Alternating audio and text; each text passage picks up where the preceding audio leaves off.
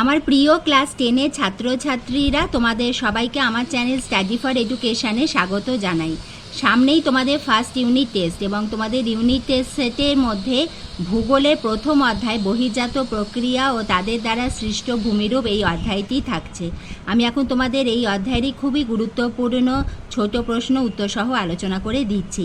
আমার আরেকটি চ্যানেল রয়েছে স্টাডি ফর এডুকেশান 2, যার লিঙ্ক তোমরা এই ভিডিও ডেসক্রিপশান বক্সে পেয়ে যাবে এবং ওই চ্যানেলে আমি তোমাদের বিভিন্ন সাবজেক্ট ওয়াইজ ওখানে আমি বোঝাই। যেমন ধরো বয়েলের সূত্র, এটি আমি তোমাদের ভালোভাবে সূত্রটি লিখে তার যে গাণিতিক রূপ, তার যে ব্যাখ্যা, সেটা আমি খুব সুন্দরভাবে বুঝিয়ে দেবো। এছাড়া তোমাদের জীবন বিজ্ঞানের বিভিন্ন অধ্যায়গুলি অনেকেই আমাকে তোমরা বলো, সেগুলো আমি ওই চ্যানেলটা আমি খুলেছি।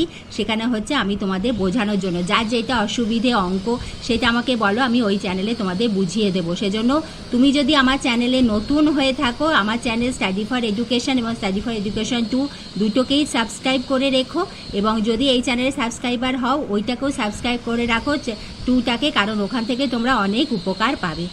এসো তাহলে আমরা ছোট প্রশ্নগুলো উত্তর সহ জেনে নিই।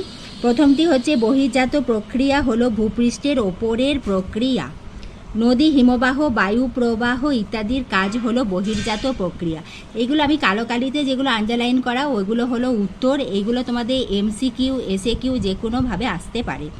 উষ্ণ মরু অঞ্চলে যে পদ্ধতি সবচেয়ে বেশি কার্যকর সেটি হলো যান্ত্রিক আবহবিকার। রাসায়নিক আবহবিকার সবচেয়ে বেশি কার্যকর হয় যে জলবায়ু অঞ্চলে, মৌসুমী জলবায়ু অঞ্চল। ভৌমজল বলতে বোঝায় ভূ অভ্যন্তরের জল। মন্থকূপ, জলপ্রপাত, ক্যানিয়ন, গিরিখাত প্রভৃতি ভূমিরূপ সৃষ্টি হয় নদীর উচ্চ বা পার্বত্য প্রবাহে। ভূমিরূপ পরিবর্তনকারী শক্তিগুলির মূল উৎস হল সৌরশক্তি। দুটি নদীর মধ্যবর্তী অঞ্চলকে বলা হয় দোয়া। 9 প্রশ্নটি একেটি জলবিভাজিকার উদাহরণ দাও। এটি খুব ইম্পর্টেন্ট। ভারতের উত্তরে অবস্থিত হিমালয় পর্বত। নদীর জলপ্রবাহ মাপার একক কি কি? কিউসেক ও কিউমেক। যদি কি থাকে যে কোনো একটা লিখলেই নম্বর পাবে। পৃথিবীর বৃহত্তম নদী দ্বীপ ইলহা দা মারাজো আমাজন নদীতে সৃষ্টি হয়েছে। পর্বতের পাদদেশে নদীবাহিত নুড়ি, পলি, কাকর বালি ইত্যাদি সঞ্চিত হয়ে কি সৃষ্টি হয়? পলল শঙ্কু। যে পদ্ধতিতে উঁচু জায়গা সমতল ভূমিতে পরিণত হয় তাকে কি বলে? ক্ষয়সাধন বা অবরোহণ। যে পদ্ধতিতে ভূপৃষ্ঠের নিচু অংশে ক্ষয়জাত পদার্থ জমা হয় তাকে কি বলা হয়? সঞ্চয় সাধন বা আরোহণ। প্রাকৃতিক পরিবেশে জলের অবিরাম স্থান ও রূপ পরিবর্তনকে কি বলে? জলচক্র। শুষ্ক অঞ্চলে কোমল শিলার ওপর গঠিত নদী উপত্যকা হলো ক্যানিয়ন। 17টি সঞ্চয় কাজ সর্বাধিক হয় নিম্নগতিতে। 18 প্রশ্নটি বৃষ্টিহীন শুষ্ক মরুপ্রায় অঞ্চলের নদী উপত্যকা যখন খুব গভীর হয় তখন তাকে কি বলা হয়? ক্যানিয়ন বলে। পার্বত্য প্রবাহে নদী উপত্যকার আকৃতি হয় ভি। বদ্বীপ সমভূমির সৃষ্টি হয় মোহনায়। পলল ব্যজনা নদীর কোন গতিতে গঠিত হয়? উচ্চ গতিতে। বিস্তৃত প্লাবন সমভূমি দেখা যায় গঙ্গা নদী অববাহিকায়। পৃথিবীর গভীরতম গিরিখাত মান্টো অ্যাঞ্জেল। বায়ুর কাজের ফলে সৃষ্ট ভূমিরূপ ড্রামলিন। নদীর ক্ষয়কার্যের ফলে সৃষ্ট ভূমিরূপ হলো কুঁজ। আদর্শ নদীর গতিপথ কয়টি? 3টি। চলমান বালিয়াড়িকে কি বলা হয়? ধ্রিয়ান। বায়ুর সঞ্চয় কার্যের ফলে কি সৃষ্টি হয়? বাঘান। বায়ু দ্বারা শুষ্ক বালিকণা বহুদূর বাহিত হয়ে সঞ্চিত হলে তাকে কি বলে? লোয়েস। হিমবাহের ক্ষয়কার্যের ফলে গঠিত ভূমিরূপ হলো এবিটি বা আরেট। সমুদ্রে ভাসমান বিশালাকৃতি হিমবাহকে বলে হিমশৈল।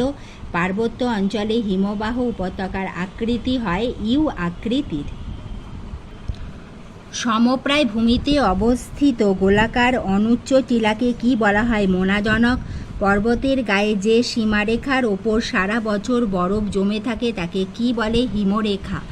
যদি হিমরেখা কাকে বলে তাহলে এইটা লিখে দেবে। পর্বতের গায়ে যে সীমারেখার ওপর সারা বছর বরফ জমে থাকে তাকে হিমরেখা বলে। প্রায় সমতল মরু প্রান্তরে কঠিন শিলায় গঠিত যে সমস্ত অনুচ্চ টিলা দেখা যায় তাদের বলে ইনসালবার্জ। রাজস্থানে মরুভূমি অঞ্চলে চলন্ত বালিয়াড়িকে কি বলা হয়? মিক। মরুভূমি অঞ্চলে সৃষ্ট লবণাক্ত হ্রদকে কি বলে? প্লায়া।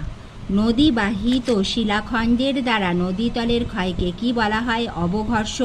নদী ক্ষয়ের নিম্নসীমা কোনটি? সমুদ্র পৃষ্ঠ। ঢালু পাড়ে অবস্থিত নদী চড়াকে কি বলে? পয়েন্ট বার বা বিন্দু বার। মিসিসিপি নদীর বদ্বীপ অনেকটা কেমন দেখতে হয়? অনেকটা পাখির পায়ের মতন দেখতে হয়। দুধসাগর জলপ্রপাত কোন নদীর ওপর গড়ে উঠেছে? মান্দভি নদীর ওপর গড়ে উঠেছে।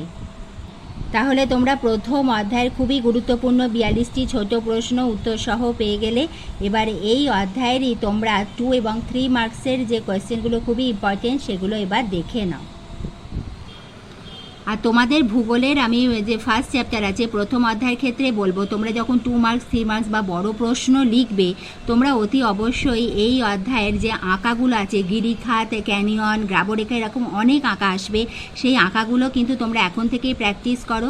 কারণ উত্তরের সঙ্গে পাশে যদি তোমরা পেন্সিল দিয়ে সেই আঁকাটা এঁকে দিয়ে তোমরা যদি সেখানে চিহ্নিতকরণ করো এবং কি এঁকেছো নিচে লিখে দাও তাহলে কিন্তু প্রশ্নের মানটা অনেক উন্নত হবে। সেজন্য চেষ্টা করবে পাশে তোমাদের ডায়াগ্রামটা দেবার।